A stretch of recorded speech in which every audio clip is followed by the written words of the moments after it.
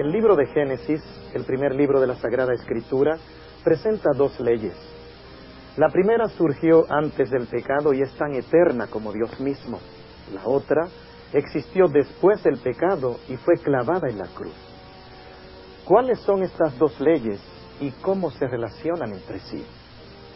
A continuación, escuchemos al pastor Esteban Bor con la presentación del tema titulado La ley que fue clavada en la cruz.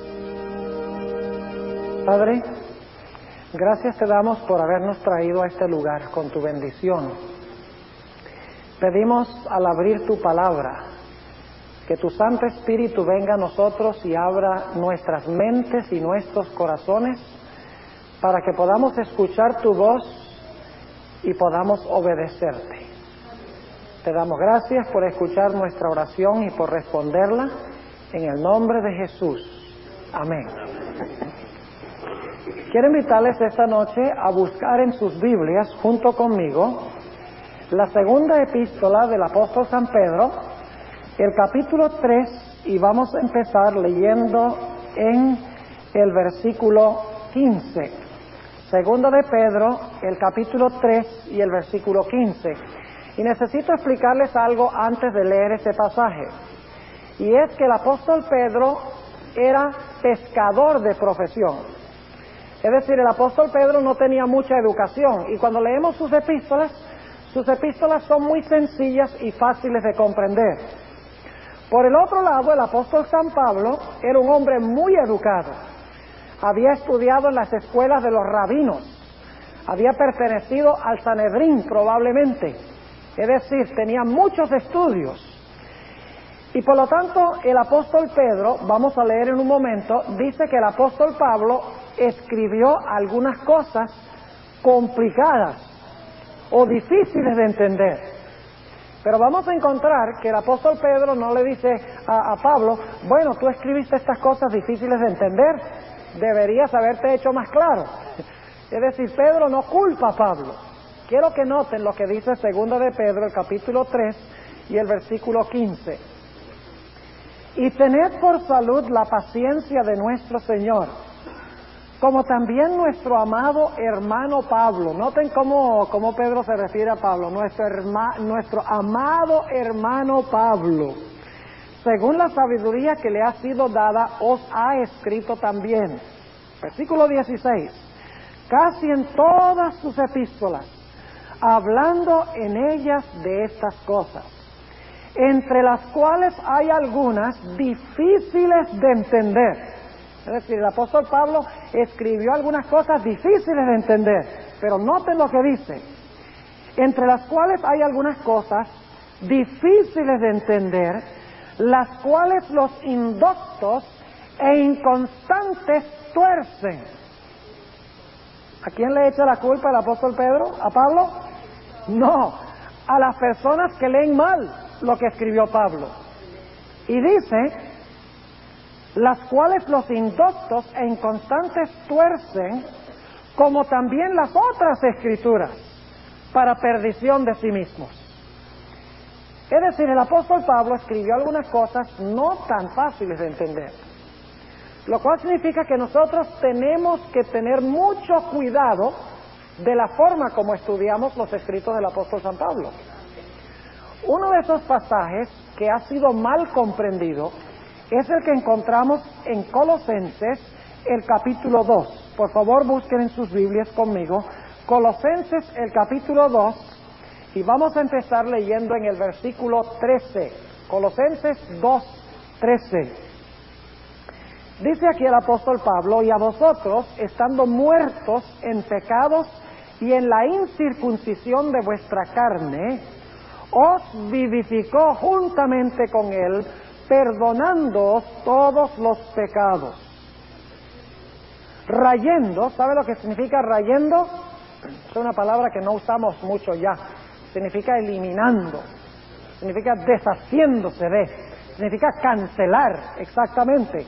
Dice cancelando o rayendo la cédula de los ritos que nos era contraria, que era contra nosotros, quitándola de en medio y enclavándola en la cruz. Es decir, aquí dice que Cristo tomó la cédula de los ritos que nos era contraria y lo clavó en su cruz cuando murió. Muchas personas dicen, bueno, ahí dice que Dios, cuando Cristo murió, se deshizo de los 10 mandamientos. Dice, esa cédula de ritos que nos era contraria son los 10 mandamientos. Y cuando Cristo murió, quitó los 10 mandamientos. Eso es como muchos interpretan ese versículo. Ahora, note lo que sigue diciendo el versículo 15. Y despojando los principados y las potestades, sacólos a la vergüenza en público, triunfando de ellos en sí mismo. Y ahora dice que como Cristo quitó esa cédula de ritos y la clavó en su cruz, dice que hay algunas cosas sobre las cuales nadie me puede juzgar a mí, ni a usted tampoco. Dice en el versículo 16, por tanto, como Cristo clavó esa cédula de ritos, la eliminó clavándola en la cruz, dice, por lo tanto, nadie os juzgue en comida o en bebida. Y muchos cristianos dicen, ve, yo puedo comer y beber lo que yo quiera, porque ahí dice que nadie me puede juzgar en comida ni en bebida, o en parte de día de fiesta, o de luna nueva, o de sábados. Y dicen, ve, el apóstol Pablo dice que yo puedo comer y beber lo que yo quiera y nadie me puede juzgar por eso. Yo no tengo que celebrar un día de fiesta, nadie me puede juzgar por eso. Yo ni siquiera tengo que guardar el sábado y nadie me puede juzgar por eso, porque dice, nadie me juzgue con respecto a los sábados. Ahora, recuerden que el apóstol Pablo escribió algunas cosas difíciles de entender, las cuales los indoctos que no tienen cuidado con la Escritura tuercen para su propia perdición. Así que este pasaje tenemos que estudiarlo con cuidado, porque en el resto de la Biblia dice que la ley de Dios es eterna.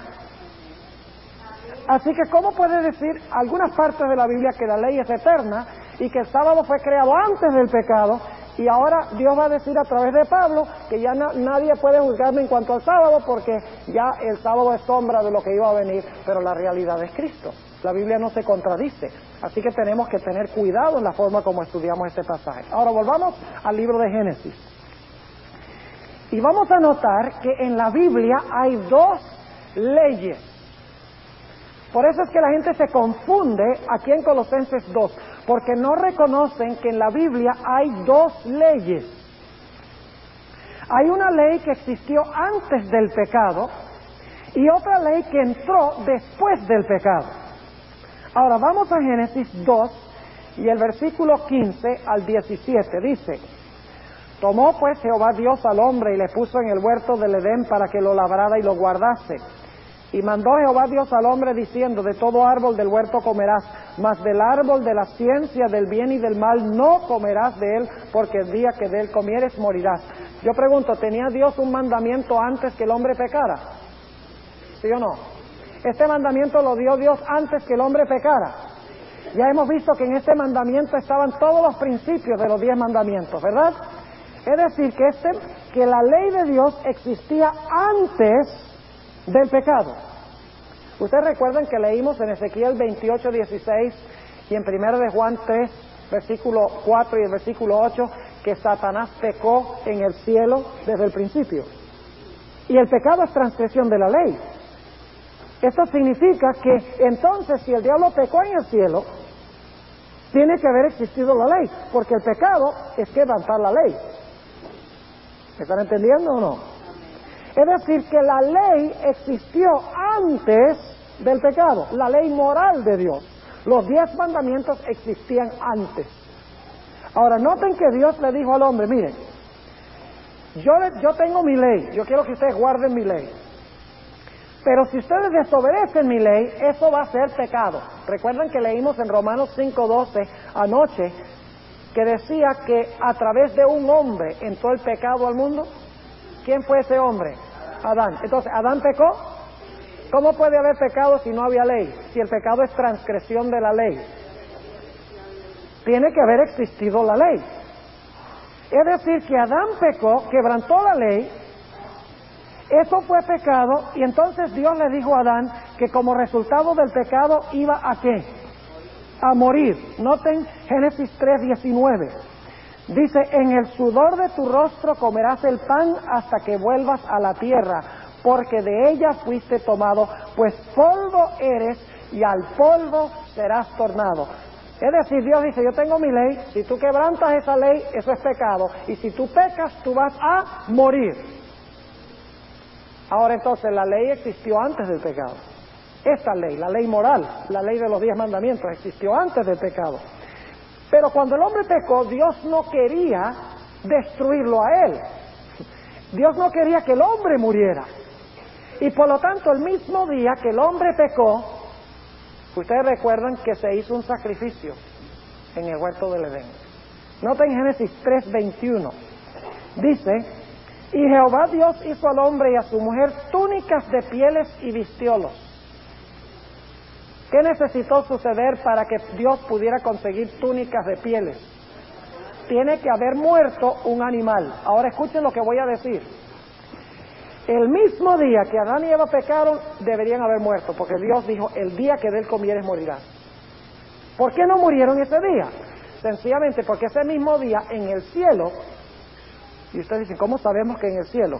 Porque lo que sucede en la tierra es una repercusión de algo que pasó en el cielo. El sacrificio del cordero ese día, para conseguir las pieles, para cubrir la desnudez, era una indicación terrenal de algo que había sucedido en el cielo. Ese mismo día, Jesús se presentó y le dijo a su Padre, Padre, yo pagaré. Yo moriré en lugar del pecador. Yo cargaré sus pecados. Por eso la Biblia dice que Cristo es el Cordero de Dios inmolado desde la fundación del mundo, en Apocalipsis 13:8. Porque el mismo día que el hombre pecó, que desobedeció la ley moral de Dios, de los 10 mandamientos, Dios instituyó la ley de los sacrificios para apuntar hacia Cristo, quien iba a venir para salvar a los seres humanos. Es decir, la ley moral es la que muestra el pecado. Mientras que la ley ceremonial o la ley de los sacrificios es la que muestra el remedio por el pecado. Ahora, con el transcurso del tiempo, esta ceremonia sencilla, porque lo que sucedió la primera vez fue que se tomó un cordero, se sacrificó el cordero, la sangre le chorreó, murió el cordero, eso fue todo lo que sucedió. Pero con el transcurso del tiempo, Dios amplió más el sistema de sacrificios. Porque cuando Cristo vino a esta tierra, había muchas cosas que Él iba a hacer. Él iba a morir, Él no iba a tener mancha, no iba a tener pecado. Había muchos detalles que se necesitaba enseñar a la gente del Antiguo Testamento. Por lo tanto, con el transcurso del tiempo, Dios amplió y añadió requisitos y reglas y regulaciones al sistema de sacrificios que se habían originado con ese sacrificio sencillo al comienzo. Noten un ejemplo de eso ya en Génesis 4. Vamos a Génesis 4 y empezamos leyendo en el versículo 1. Génesis 4 y el versículo 1 dice, y conoció Adán a su mujer Eva, la cual concibió y parió a Caín, y dijo, adquirido he varón por Jehová. Y después parió a su hermano Abel, y fue Abel pastor de ovejas, y Caín fue labrador de la tierra. Y aconteció andando el tiempo que Caín trajo del fruto de la tierra una ofrenda de Jehová. ¿Es eso lo que Dios había pedido? Yo les pregunto, ¿ustedes pueden ofrecer un tomate y ese tomate lo salva de sus pecados? Y no lo digo para que se rían, sino para que entendamos de que la Biblia dice que sin derramamiento de sangre no hay remisión de pecado. Así que cuando Caín trae vegetales o frutos de la tierra y no sacrifica un animal, está rechazando ¿a quién? A Jesús, exactamente. Ahora noten el versículo 4. Y Abel trajo también de los ¿qué? ¿Cómo sabía Abel que debía traer los primogénitos? No cualquier oveja, sino los primogénitos. Sencillamente porque más adelante, en el sistema de sacrificios que dio Dios a Israel, Él dijo, por ejemplo, en Números 8:17, dice, todos los primogénitos son míos. Es decir, aquí ya tenemos, Dios está ya formulando la ley de los sacrificios, de que ellos debían traer, ¿qué cosa? Los primogénitos, pero no solo los primogénitos. Dice, y Abel trajo también de los primogénitos de sus ovejas y de su ¿qué? De su grosura. ¿Saben lo que significa la palabra grosura? significa su grasa. ¿A dónde se le ocurrió a Abel separar la grasa del animal para quemarla sobre el altar? ¿Será que él adivinó? Tiene que ser que Dios le instruyó que separara la grasa, porque más adelante en el sistema de sacrificios de Israel, ustedes pueden leerlo, por ejemplo en Levítico, el capítulo 4 y el versículo 26, también en Levítico 3 y el versículo 16, dice Dios que cuando se iba a sacrificar el animal había que quitarle la grasa y consumir la grasa sobre el altar, porque la grasa representa el pecado, y se separa la grasa del animal porque en el Señor Jesucristo no había pecado. Es decir, que ya tenemos, aún en Génesis, una formulación de algunas de las normas o reglas de la ley de ceremonias que luego se desarrolló muy elaboradamente en el sistema de sacrificios del pueblo de Israel. Dicho sea de paso, en el libro de Génesis se menciona mucho el pecado. No solamente dice en Ezequiel 28:16 que Satanás pecó en el cielo, lo cual significa que tiene que haber existido una ley, sino que también dice en Romanos 5:12 que Adán pecó. En el capítulo 4 y el versículo 7 de Génesis le dice Dios a Caín que si no se endereza, el pecado está a la puerta. Tiene que haber existido la ley y el pecado está a la puerta. Dios ahogó a todo el mundo antediluviano porque eran pecadores. Si no había ley, ¿cómo ellos iban a saber que eran pecadores? Dice en Génesis 13 que Sodoma y Gomorra fueron destruidos porque eran grandes pecadores. ¿Cómo es que eran pecadores si no había una ley que demuestra que eran pecadores? Además de eso, la Biblia nos dice que Abraham mintió y Dios lo regañó por haber mentido. ¿Cómo sabía Abraham que mentir era malo? Jacob también mintió. ¿Cómo sabía Jacob que había cometido un gran pecado al engañar a su padre y al mentir a su padre si no había una ley que dijera no hablarás falso testimonio? ¿Cómo sabía José en Génesis 39 cuando la mujer de Potifar vino a tentarlo para que tuviera relaciones sexuales con ella? ¿Cómo es que José puede decir, cómo yo puedo cometer este gran pecado contra mi Dios? ¿Cómo sabía José que el adulterio es pecado si no había ley? Es decir, en todo el libro de Génesis tenemos la ley moral de Dios que muestra qué es malo y qué es bueno. Y esa ley existió antes del pecado. Pero en Génesis encontramos también muchos sacrificios. Génesis 3:21, el primero, cuando Dios hace las túnicas de pieles. Luego Abel ofrece un sacrificio. Luego Noé, después del diluvio, ofrece un sacrificio. Abraham ofrece sacrificios. Isaac ofrece sacrificios. Jacob también ofrece sacrificios. José, es decir, en todo el libro de Génesis, no solamente tenemos pecado, sino tenemos también sacrificios por el pecado. Tenemos la ley moral de Dios y tenemos también las normas y las pautas ceremoniales que estableció Dios como remedio por el pecado. Ahora, con el transcurso del tiempo, como les mencioné, Dios hizo una descripción más detallada de este sistema de sacrificios y dio leyes y normas y pautas que la gente debía seguir al ofrecer los sacrificios y las ofrendas que traían al santuario. Quiero que nosotros notemos ahora que claramente en el sistema que Dios estableció había dos diferentes leyes. Porque la gente a veces dice, había una sola ley, y cuando Cristo murió, todas esas leyes, los 10 mandamientos, las ceremonias, todo eso Cristo lo deshizo, y ahora no tenemos que guardar la ley porque estamos bajo la gracia. Eso es lo que dicen muchos. Pero eso no es lo que enseña la Biblia, porque la Biblia enseña que hay dos diferentes leyes. Ahora vamos a anotarlo, vamos a Éxodo, el capítulo 31, ya vamos un poquito más allá del libro de Génesis, vamos a Éxodo, el capítulo 31, y vamos a leer el versículo 18, Éxodo 31, 18. Vamos a hablar en primer lugar de los 10 mandamientos. Éxodo 31 y el versículo 18. Dice, y dio a Moisés, como acabó de hablar con él en el monte de Sinaí, 2 tablas del testimonio, tablas de ¿qué? De piedra, escritas con el dedo de ¿quién? Con el dedo de Dios. ¿Quién escribió los 10 mandamientos? Dios escribió los 10 mandamientos. ¿A dónde escribió los 10 mandamientos? Los escribió en tablas de piedra. Ahora, ¿quién habló los 10 mandamientos? ¿Y a quién se los habló?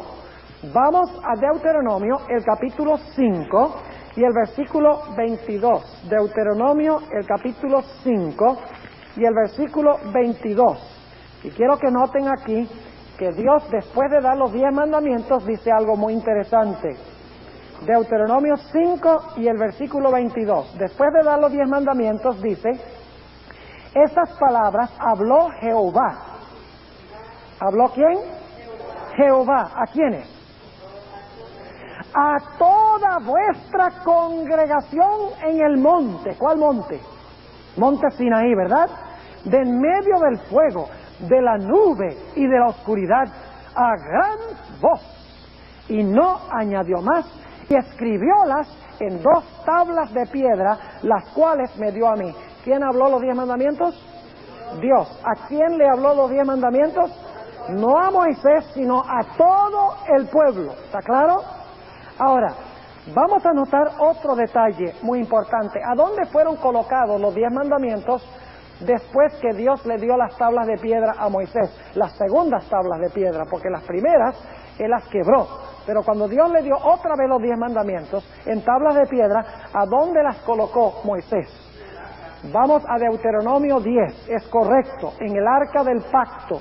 Deuteronomio, el capítulo 10, y vamos a leer empezando en el versículo 1. Deuteronomio 10 y el versículo 1 dice: en aquel tiempo Jehová me dijo, lábrate 2 tablas de piedra como las primeras, y sube a mí al monte y hazte un arca de madera.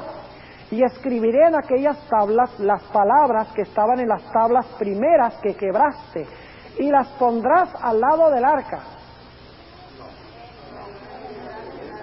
¿Me están siguiendo allá afuera? Ah, muy bien, dice, y las pondrás ¿dónde? En el arca. Y noten el versículo 4.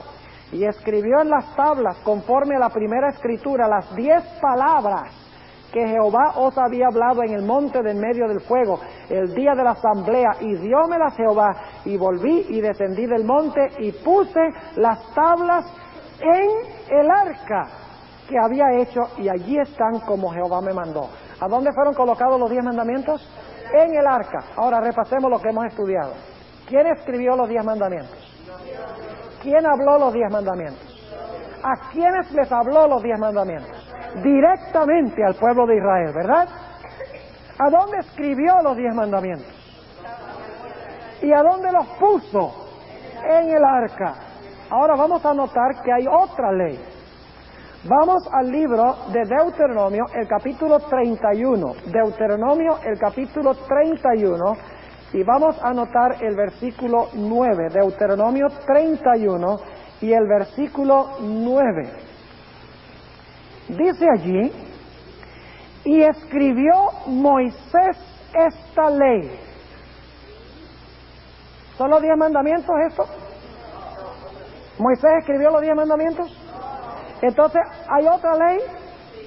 ¿Quién escribió esta otra ley? Moisés. Dice, y escribió Moisés esta ley. ¿Y dióla a quiénes? ¿Por qué creen ustedes que se la da a los sacerdotes? Porque tiene que ver con ¿qué? Con los sacrificios y con las ofrendas. Y los sacerdotes eran los que ofrecían los sacrificios y las ofrendas. Así que dice en el versículo 9, y escribió Moisés esta ley y dióla a los sacerdotes hijos de Leví, que llevaban el arca del pacto de Jehová, y a todos los ancianos de Israel. Ahora vamos al versículo 24. Dice, y como acabó Moisés de escribir. ¿Quién escribió los 10 mandamientos? Dios. ¿Quién escribe esta ley? Moisés. ¿Es otra ley entonces? Sí. Dice, y como acabó Moisés de escribir las palabras de esta ley, ¿dónde? En un libro. Bueno, ¿dónde fueron escritos los 10 mandamientos? ¿Y esta ley que escribió Moisés, dónde es escrita? En un libro. ¿Es la misma ley? No. Dice en el versículo 25, mandó Moisés ¿a quiénes otra vez? A los sacerdotes, a los levitas, que llevaban el arca del pacto de Jehová, diciendo, tomad este libro de la ley y ponedlo dentro del arca. Ah, muy bien, están despiertos allá afuera. ¿Al lado de qué? del arca del pacto de Jehová vuestro Dios, y esté allí por testigo contra ti. ¿A dónde fue colocado este libro de la ley? Al lado del arca. ¿Son los mismos 10 mandamientos este libro de la ley? No. Ahora, ¿quién habló esta ley? Vamos a Levítico, el capítulo 1. Levítico, el capítulo 1, y vamos a empezar leyendo en el versículo 1. Levítico, el capítulo 1, y vamos a leer empezando en el versículo 1 para ver cómo se habló esta ley. Dice allí: y llamó Jehová a Moisés, y habló con él. ¿Con quién? Con Moisés, desde el tabernáculo del testimonio, diciendo: habla a los hijos de Israel y diles: cuando alguno de entre vosotros ofreciere ofrenda a Jehová de ganado vacuno u ovejuno, haréis vuestra ofrenda. Y luego procede a hablar de las ofrendas. ¿Con quién habló Dios estas reglas y requisitos del sistema de sacrificios? Se los habló a Moisés. ¿Y luego qué debía hacer Moisés? Moisés debía transmitirle ese mensaje ¿a quiénes? A los del pueblo. Es decir, la ley ceremonial no fue hablada directamente por Dios al pueblo, sino que fue hablada por Dios a Moisés, y de Moisés se transmitió al pueblo. ¿Saben ustedes que así se transmitió toda la Biblia? Menos los 10 mandamientos. ¿Saben que lo único en la Biblia que Dios dijo: esto yo no se lo confío a ningún hombre, esto lo escribo yo mismo y se lo hablo yo mismo al hombre? Son los 10 mandamientos. Todo lo demás, Dios hablaba con un profeta y le decía al profeta: ahora escribe lo que yo te di para el pueblo. O si no, habla lo que yo te dije al pueblo. Y por eso el profeta dice: así ha dicho Jehová, le dice al pueblo. Entonces yo pregunto, ¿hay 2 leyes claramente distintas en la Biblia? Claro que sí. Una fue hablada por Dios directamente al pueblo. Fue escrita por Dios. Fue escrita en tablas de piedra. Fue colocada en el arca. Esa es la ley moral de los 10 mandamientos. Las leyes ceremoniales fueron escritas por Moisés. No en tablas de piedra, sino en un libro. Fueron habladas a Moisés y luego Moisés habló al pueblo. Y fueron colocadas al lado del arca. Claramente en la Biblia, entonces, ¿hay cuántas leyes? Claramente hay 2 leyes. Ahora, hablemos un poquito de la ley moral de Dios. Ya lo hemos hecho, pero vamos a repasar. En Romanos 3:20 dice: porque por la ley es el conocimiento del pecado. En Romanos 7:7 el apóstol Pablo dice: yo no hubiera sabido que la codicia es mala, al menos que hubiera un mandamiento que dijera: no codiciarás. Es decir, el propósito de la ley moral es mostrar ¿qué cosa? El pecado. Yo pregunto, ¿tiene que existir la ley antes del pecado para poder mostrar el pecado? Cualquier niño de primaria puede entender eso, de que la ley moral tiene que existir antes del pecado para poder apuntar al pecado, lo que es pecado. En otras palabras, Romanos 3:20 dice que por la ley es el conocimiento del pecado. Y Romanos 6:23 dice que la paga del pecado es muerte, exactamente. Así que cuando Adán y Eva pecaron, la ley les mostró que pecaron, y como resultado del pecado quedaron condenados a muerte. Ahora yo pregunto, ¿cuántos aquí han pecado alguna vez? Si alguien aquí me dice que no ha pecado, usted acaba de pecar, porque está hablando falso testimonio. Porque dice en Romanos 3:23, todos han pecado y están destituidos de la gloria de Dios. Y dice en 1 de Juan, el capítulo 1 y el versículo 8, que el que dice que no ha pecado es mentiroso. Y luego el versículo 10 dice, el que dice que no ha pecado lo hace a Dios mentiroso. Porque Dios dice que hemos pecado. Si yo digo que no he pecado, entonces yo estoy diciendo que Dios es mentiroso cuando Él dice que yo he pecado. Ahora surge la pregunta, ¿cómo puedo yo librarme del pecado? ¿Cómo puede suceder que aunque yo haya desobedecido la santa ley de Dios, aunque yo haya pecado y la ley me haya mostrado de que yo soy pecador y que debo morir, cómo puedo librarme de la muerte? Solo de una manera, y es a través de la sangre de Jesús. Dice en Hebreos 9:22 que sin derramamiento de sangre no hay remisión de pecado. Pero ¿saben ustedes lo que creen muchos cristianos? Ellos dicen, bueno, del Nuevo Testamento para acá, nosotros nos salvamos por gracia, por la muerte de Jesús. Pero en el Antiguo Testamento la gente se salvaba por guardar la ley. Ahora, ¿ustedes creen que una persona se puede salvar por guardar la ley? Claro que no. Si uno se puede salvar por guardar la ley, entonces ¿para qué Jesús? Que Dios entonces salve a todo el mundo por guardar la ley. Y al fin y al cabo se condena a todo el mundo, porque todos han quebrantado la ley. ¿Cómo se salvaba la gente del Antiguo Testamento? Sin derramamiento de sangre no hay remisión de pecado. ¿Cómo se salvaba la gente del Antiguo Testamento? Esa es la pregunta clave. ¿Ustedes creen que ellos eran salvos también por Cristo? ¿Creen que todos los del Antiguo Testamento eran salvos por la sangre derramada, preciosa de Cristo Jesús? Claro que sí, pero ahora tenemos un problema. ¿Cómo podía la gente del Antiguo Testamento salvarse por la sangre derramada de Jesús si Jesús todavía no la había derramado? Bueno, esa es la pregunta que estamos haciendo. ¿Cómo podían ellos salvarse allá en el Antiguo Testamento si Cristo todavía no había venido para derramar su sangre? La Biblia tiene la respuesta clara a esta pregunta. Note lo que dice en Levítico, el capítulo 1 y el versículo 1 al 4. Levítico, el capítulo 1 y el versículo 1 hasta el versículo 4.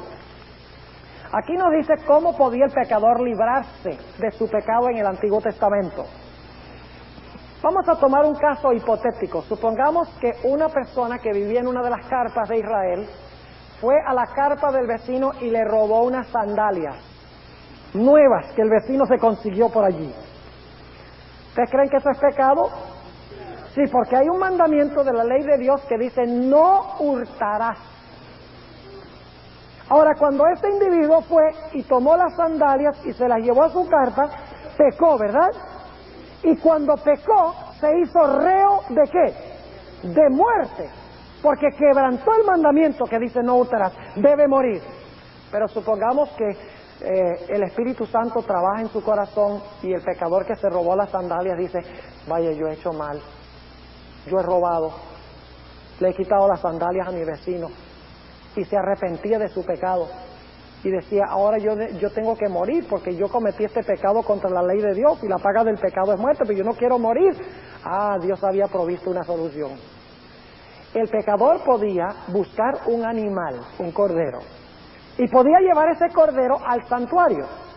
Y esto es lo que describe Levítico 1 y el versículo 1. Dice, y llamó Jehová a Moisés y habló con él desde el tabernáculo del testimonio diciendo, habla a los hijos de Israel y diles, cuando alguno de entre vosotros ofreciere ofrenda a Jehová de ganado vacuno u ovejuno, haréis vuestra ofrenda. Si su ofrenda fuere holocausto de vacas, macho sin tacha lo ofrecerá. ¿Por qué creen ustedes que era macho? Que tenía que ser macho. Ese es uno de los requisitos de la ley ceremonial. ¿Por qué macho? Porque en Génesis 3:15 dice, Él te aplastará la cabeza y tú a Él le herirás en el calcañar, porque Jesús fue varón. Por eso los sacrificios debían ser sacrificios machos. Noten, sin tacha. Y dice, de su voluntad lo ofrecerá a la puerta del tabernáculo del testimonio delante de Jehová. Y dice, y pondrá su mano sobre la cabeza del holocausto, y él lo aceptará para expiarle. Es decir, él traía al animalito, ponía su mano sobre la cabeza de ese animal inocente que no había hecho nada malo, confesaba su pecado sobre la cabeza del animal, decía, yo he robado las sandalias de mi vecino, yo sé que debo morir, pero yo confieso ese pecado de robar las sandalias sobre ese animal, y así el pecado era transferido del pecador al animal. Luego el pecador le rajaba la garganta al animal, la sangre chorreaba y moría el animal en lugar del pecador.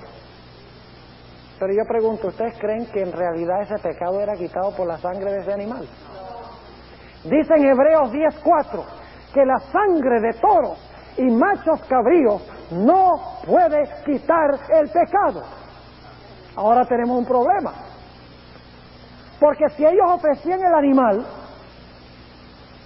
y esa sangre derramada no les podía quitar el pecado, entonces ¿para qué ofrecían ese animal? Exacto, porque Dios quería que el pecador viera en ese animal un símbolo ¿de qué? Un símbolo del verdadero Cordero que iba a venir a derramar su sangre en el futuro. Es decir, todos esos sacrificios eran sombras de lo porvenir. Ahora vamos a imaginarnos lo que es una sombra. Cuando usted está parado así, usted ve en mi sombra, en la sombra. Cuando estoy parado así, afuera, el sol brilla detrás mío y yo proyecto una sombra, ¿qué? Hacia adelante, ¿verdad? Ahora, cuando yo veo la sombra, yo sé que hay una realidad que está proyectando la sombra, ¿verdad? Cuando yo estoy caminando en la calle y yo veo la sombra de un poste de teléfono, mejor me paro y miro a ver si hay un poste, porque si no voy a chocar con el poste, ¿verdad? Es decir, la sombra me dice que hay una realidad que está proyectando la sombra. Todo este sistema de sacrificios del Antiguo Testamento eran sombras que Cristo proyectaba, diciendo, en la sombra tú vas a ver lo que yo voy a hacer en el futuro. ¿Están entendiendo? Es decir, que ningún sacrificio quitaba el pecado. Legalmente, ningún pecado era quitado por este sistema de sacrificios. Ahora usted dice, bueno, entonces, ¿cómo es que ellos eran perdonados? Eran perdonados a base de la promesa de que Cristo iba a venir a ser sacrificado. Pero sin que Cristo viniera a ser sacrificado, todos ellos estaban todavía en sus pecados. ¿Qué tal si Jesús no hubiera venido a derramar su sangre? ¿Qué hubiera pasado con toda esa gente que había ofrecido todos esos sacrificios? Millones de sacrificios en el Antiguo Testamento. ¿Qué hubiera sucedido con ellos? Hubieran perecido, porque la promesa del perdón estaba basada en el Mesías que iba a venir en el futuro. ¿Me están entendiendo lo que estoy diciendo? Es decir, que todo ese sistema era un sistema de deuda. Cada vez que el pecador colocaba sus pecados sobre el animal y el animal moría, el Señor Jesucristo decía, yo pagaré. Era un sistema de crédito. Quiero preguntarles, cuando ustedes ponen algo en la tarjeta de crédito, últimamente alguien tiene que pagar. Claro que sí, pero puede usted ir y comprar y traerse la mercancía a la casa y todo, con tal que alguien después pague. Claro que sí, y eso es lo que pasaba en el Antiguo Testamento. Era un sistema de IOUs, para los que entienden inglés, un sistema de deberes. Es decir, cada vez que se sacrificaba el animal, el Señor Jesucristo decía, este pecador ha mostrado penitencia, ha mostrado arrepentimiento, yo pagaré, ese pecado yo lo pagaré.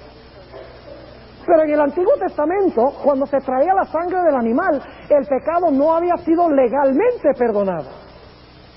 No fue legalmente perdonado hasta que Cristo vino y murió en la cruz. Entonces todos esos pecados que se habían acumulado ahora recibían perdón. ¿Saben que esto es lo que clavó Cristo en su cruz? ¿Saben que la palabra cédula de ritos que se usa allí en Colosenses 2 es la palabra griega hierógrafon? Es una palabra comercial que se usaba mucho en el mundo de aquella época cuando escribió el apóstol Pablo. En realidad lo que significa es una nota de débito. Esa es la traducción de hierógrafon. Una nota de débito. Yo pregunto, todos esos pecados que se habían acumulado, si Cristo no venía a morir, ¿estaban en contra del pecador? ¿Legalmente estaban contra el pecador, sí o no?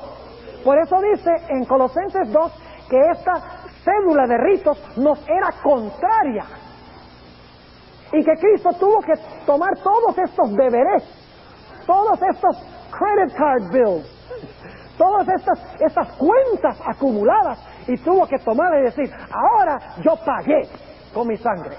Lo que legalmente no había sido pagado, ahora está pago. Ustedes recuerdan que nosotros hablamos de la experiencia de Moisés. Cuando Moisés murió, ¿quién fue el que lo sepultó? Dios lo sepultó, ¿verdad? Y nadie sabía dónde estaba su sepulcro. 1500 años más tarde, se aparece Moisés en el monte de la Transfiguración. Y dice, vaya, qué interesante, se murió, Dios lo enterró, nadie sabía dónde estaba su sepulcro, y 1500 años más tarde está vivo en el monte de la Transfiguración. ¿De dónde salió él? Si vamos a Judas 9, dice que cuando Moisés murió, se aparecieron dos personajes. Uno, Miguel, el arcángel Miguel. En 1 Tesalonicenses dice que los muertos en Cristo serán llamados por la voz del arcángel. Y se apareció también Satanás, y dice que estaban peleando por el ¿qué? Por el cuerpo de Moisés. ¿A qué había venido Miguel? Había venido a llamar a Moisés del sepulcro. ¿Y quién estaba diciéndole que no podía hacerlo? Satanás. En esa conversación, puedo imaginarme lo que estaban diciendo. Estaba diciendo Satanás, tú no puedes resucitar a Moisés. Él pecó, golpeó la roca 2 veces, se enojó. Por lo tanto, Moisés tiene que quedar muerto, porque la paga del pecado es muerte. Pero me imagino a Miguel diciendo, sí, pero Moisés aceptó a Cristo. Se arrepintió de su pecado y lo confesó. Y entonces me imagino al diablo diciendo, está bien, se arrepintió y lo confesó, pero Cristo todavía no ha pagado, ¿cómo te lo vas a llevar? Dice Miguel, bueno, pero el asunto es que Él va a venir y va a pagar, porque Él ha garantizado, Él ha firmado el IOU diciendo, yo pagaré. Y el diablo dice, sí, pero todavía no ha pagado. Y Miguel llama a Moisés del sepulcro y lo saca y se va al cielo. ¿Qué hubiera sucedido si Jesús no hubiera venido a pagar la deuda de Moisés? Le hubiera tocado comprarse un ticket de regreso, porque solamente podía ir allá a base de la promesa que había hecho Cristo de venir a morir por la raza humana. ¿Ustedes recuerdan cuando el Señor Jesucristo empezó su ministerio? Juan el Bautista lo introdujo y dijo, he aquí el Cordero de Dios que quita el pecado del mundo. ¿Por qué se le introdujo como el Cordero de Dios? Porque se estaba diciendo que Él era el cumplimiento de todos esos sacrificios. Ahora Jesús en verdad, legalmente, iba a quitar esos pecados. Por eso cuando el Señor Jesucristo murió, dice que el velo del templo se rasgó de abajo para arriba. Ah, muy bien, sí me están escuchando. Se rasgó de arriba abajo. Ahora, si usted va a rasgar una cortina, ¿cómo la rasga? Se sube en una silla y la rasga de arriba para abajo. Si usted no, usted la agarra abajo y que la rasga de abajo para arriba. Pero la cortina, el velo del templo se rasgó de arriba para abajo. ¿Quién rasgó ese velo o esa cortina? Fue Dios. ¿Qué estaba diciendo Dios? Estaba diciendo, el sistema de sacrificios y ofrendas, ¿a qué? Ha terminado, ha concluido, porque el verdadero Cordero de Dios que quita el pecado del mundo ha venido a morir. Gloria al Señor. Ahora necesitamos volver a Colosenses 2. ¿Entienden lo que clavó Cristo a la cruz? Fue la cédula de ritos que nos era ¿qué? Contraria. Dicho sea de paso, ustedes recuerdan que leímos en Deuteronomio 31 y el versículo 24 al 26, dice, toma este libro de la ley y ponlo al lado del arca para que sea un testimonio en contra tuya. Y en esta otra ley, en Colosenses 2, dice que nos era ¿qué? Contraria, esta cuenta o este débito nos era contrario, y el Señor Jesucristo la tomó y la clavó en su cruz. Ahora notemos lo que dice Colosenses 2 y el versículo 16. Dice, por tanto, como Cristo pagó, como Cristo murió, dice, por tanto, nadie os juzgue. Como Cristo ya clavó todos los deberes a su cruz, nadie os juzgue en comida o en bebida. Y algunos dicen, aleluya, puedo tomar cerveza y puedo tomar lo que yo quiera, porque aquí dice, nadie me puede juzgar en comida ni en bebida. Pero ¿saben ustedes algo? Esto no está hablando de la comida que ustedes ponen en la mesa, ni está hablando de lo que ustedes se beben, no está hablando de agua ni de jugo de naranja. Esto está hablando de ciertas comidas y bebidas que se ofrecían con los sacrificios, con el sistema de sacrificios. ¿Saben ustedes que a cada sacrificio había que echarle encima vino? Es lo que se llama la libación. ¿Saben por qué se le echaba vino? Porque el vino representa ¿qué cosa? El sacrificio era acompañado de la sangre derramada de Cristo, se derramaba la libación. Y las comidas que se ofrecían, y en un momento lo vamos a leer, eran comidas, por ejemplo, de harina, flor de harina. Se hacían panes que se ofrecían con los sacrificios, panes de cebada, panes de trigo. Es decir, esta no era la comida que se comía la gente en la mesa, el pueblo de Israel, sino que eran comidas y bebidas que se usaban con el sistema de sacrificios y ofrendas. Vamos a Hebreos, el capítulo 9, para que veamos claramente esto. Hebreos, el capítulo 9, y vamos a ver la misma terminología. Vamos a empezar leyendo en el versículo 9, Hebreos 9 y el versículo 9. Hablando de todo este sistema del Antiguo Testamento, dice, lo cual era figura, que es otra palabra para sombra, de aquel tiempo presente, en el cual se ofrecían, ¿qué cosa? En esa época, ¿qué se ofrecían? Presentes y sacrificios que no podían hacer perfecto en cuanto a la conciencia al que servía con ellos. Es decir, que esto en verdad no quitaba ¿qué cosa? El pecado, al menos que Cristo viniera. ¿Y por qué no lo quitaba? Dice en el versículo 10, consistiendo solo en ¿qué? En viandas. ¿Qué son viandas? Comidas. ¿Y qué cosa? ¿Y en qué? ¿Tiene que ver estas comidas y bebidas con lo que ponemos en la mesa? ¿O tiene que ver con las ofrendas y los sacrificios? Con las ofrendas y los sacrificios. No está hablando de que podemos comer y beber cualquier cosa.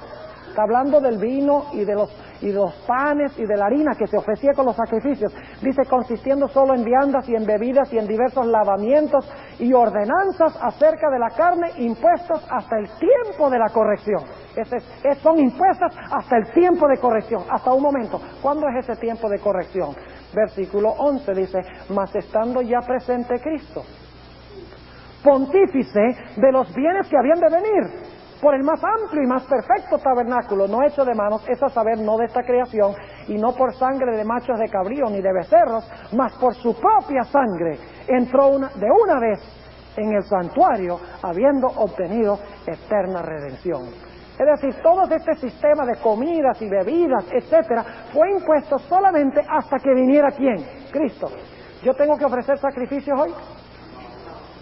¿Con los sacrificios tengo que echar una jarra de vino encima del sacrificio? ¿Tengo que hacer panes para ofrecérselos en la presencia de Dios en el santuario? No, porque todo eso apuntaba hacia ¿qué momento? Hacia el tiempo de corrección cuando viniera Jesús. Ahora, en Colosenses 2, versículo 16 también dice, nadie os juzgue ni en comidas ni en bebidas, ni en días de fiesta. Entonces eso significará que no debemos celebrar la fiesta de cumpleaños. ¿De qué fiestas está hablando Colosenses 2:16? Saben que los judíos tenían 7 fiestas anuales. Se encuentran en Levítico 23 y por escasez de tiempo no las vamos a leer, pero ustedes pueden leer Levítico 23. Las fiestas eran la Pascua. ¿Hacia quién apuntaba la Pascua? Cristo, nuestra Pascua, es sacrificada por nosotros. 1 Corintios 5, 7 y 8. La Pascua se cumplió en Cristo. Ya no hay que celebrar la Pascua.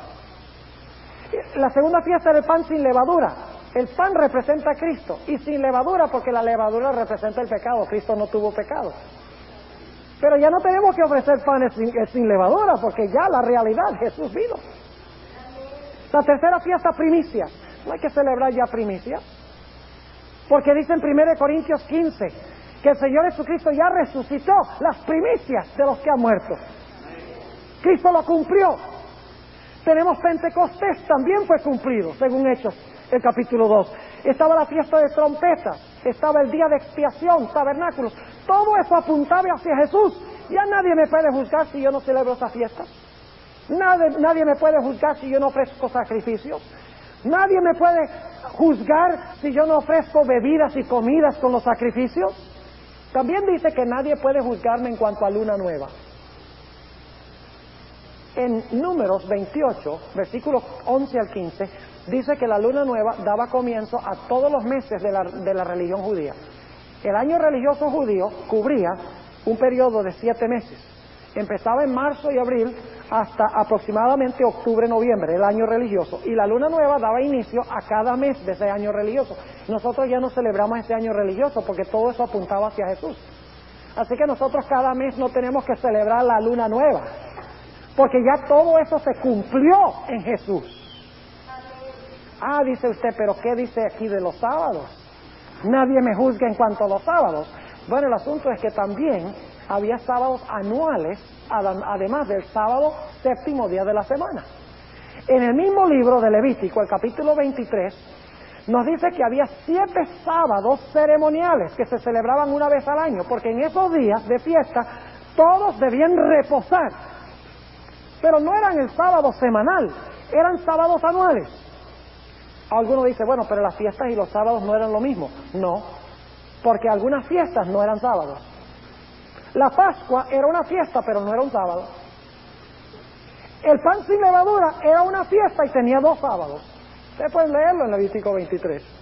La fiesta de las primicias era fiesta, pero no tenía sábado de reposo. El Pentecostés tenía un sábado de reposo.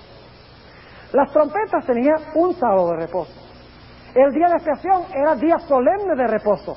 Es más, Levítico 23:32 dice, de puesta de sol a puesta de sol guardaréis vuestros sábados, hablando del sábado ceremonial. Y la fiesta de tabernáculos era una fiesta y tenía también 2 sábados, el primero y el octavo día eran sábados. Es decir, que esto está hablando del sistema de sacrificios y ofrendas. Está hablando de las comidas y bebidas que se ofrecían con los sacrificios y las ofrendas. Está hablando de las fiestas que estaban conectadas con el sistema de sacrificios y ofrendas. Está hablando de la luna nueva que daba inicio a los meses que estaban conectados con el sistema de sacrificios y de ofrendas. Y está hablando de los sábados que estaban conectados también con los sacrificios y las ofrendas y las fiestas y la luna nueva. Entonces el apóstol Pablo está hablando aquí de que ya no hay que guardar el sábado. Noten que él no dice, nadie puede juzgarme en cuanto al sábado. Dice, sábados. Sábados. Y habían 7 sábados ceremoniales. Ahora, la clave para entender todo esto está en el versículo 17. Noten Colosenses, el capítulo 2 y el versículo 17. Ahí está la clave para entender todo esto.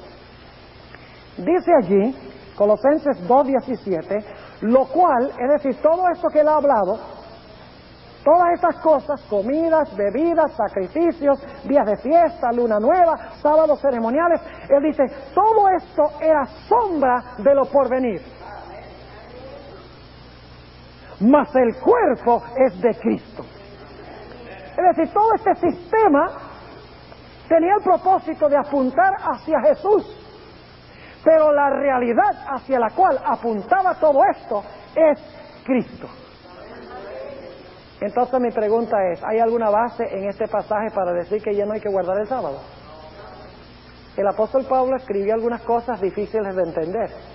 No por eso significa que nosotros decimos, eso está demasiado difícil, yo voy a creer lo que dice mi pastor, sencillamente, más fácil. O yo voy a leer eso y como dice sábado, pues tiene que ser el séptimo día, tiene que ser el sábado. No hay otra, y dice sábados, ¿no? Esta es una forma irreverente de manejar la Sagrada Escritura.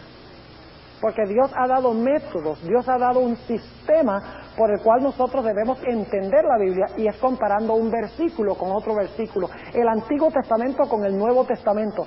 Y al mirar todo lo que dice la Biblia, nos damos cuenta que hay 2 leyes: la ley moral que apunta al pecado y la ley ceremonial que apunta hacia Cristo, quien es la solución por el pecado.